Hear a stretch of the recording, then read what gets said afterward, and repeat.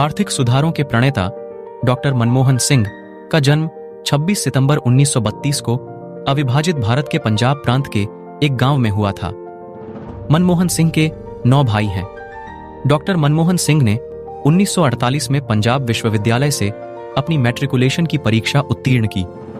उन्होंने अपनी उच्च शिक्षा इंग्लैंड के कैम्ब्रिज विश्वविद्यालय से पूरी की। यहां से उन्होंने 1977 में अर्थशास्त्र में प्रथम श्रेणी से स्नातक की डिग्री हासिल की।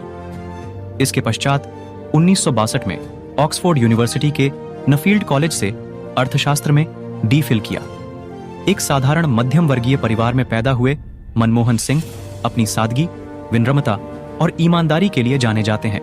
इनकी योग्यताओं की वजह से इन्हें 1971 में वाणिज्य मंत्रालय में आर्थिक सलाहकार नियुक्त किया गया। इसके तुरंत बाद 1972 में वित्त मंत्रालय में मुख्य आर्थिक सलाहकार बना दिया गया। डॉक्टर मनमोहन सिंह ने देश के अनेक महत्वपूर्ण सरकारी ओहदों को संभाला। ये वित्त सचिव, योजना आयोग के उपाध्यक्ष, भारतीय रिजर्व बैंक के गवर्नर, प्रधानमंत्री के सलाहकार और विश्वविद्यालय अनुदान आयोग के अध्यक्ष के रूप में काम कर चुके हैं। 1991 से 1996 तक नरसिम्हा राव सरकार में वित्त मंत्री भी रहे। इन्हें भारत के आर्थिक सुधारों का प्रणेता माना जाता है। सार्वजनिक जीवन में डॉक्टर मनमोहन सिंह को बहुत से पुरस्कारों और सम्मानों से भी नवाजा गया है।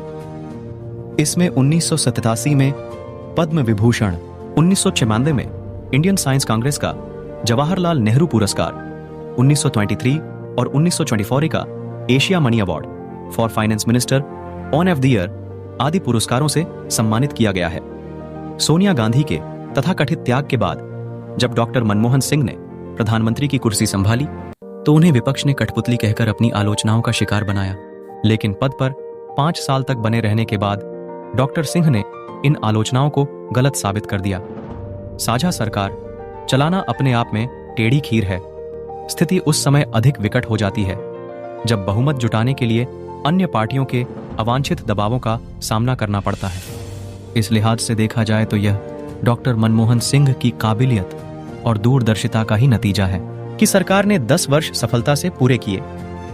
इन 10 वर्षों में कांग्रेस की अगुवाई में बनी सरकार ने जहां एक तरफ बढ़ती महंगाई, परमाणु करार पर वामपंथियों से टकराव और मुंबई आतंकी हमलों ने परेशान किया, वहीं दूसरी ओर आर्थिक विकास का औसत 8.6% होना, परमाणु करार का अंतिम स्थिति तक पहुंचना और राष्ट्रीय रोजगार ग्रामीण गारंटी योजना का पूरे देश में लागू होना उनकी बड़ी सफलताओं को दर्शाते हैं। मनमोहन सरकार के पहले साल में जहां अर्थव्यवस्था सुदृढ़ हुई, वहीं भारत पाकिस्तान के बीच शांति की नई राहें खुली और पोटा को निरस्त किया गया।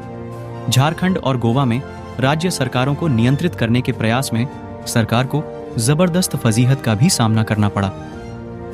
इसी तरह दूसरे वर्ष में सरकार ने आरटीआई और नरेगा का गठन किया, लेकिन उच्च शिक्षा संस्थानों, अन्य पिछड़े वर्गों को आरक्षण को लेकर जबरदस्त विरोध का भी सामना करना पड़ा।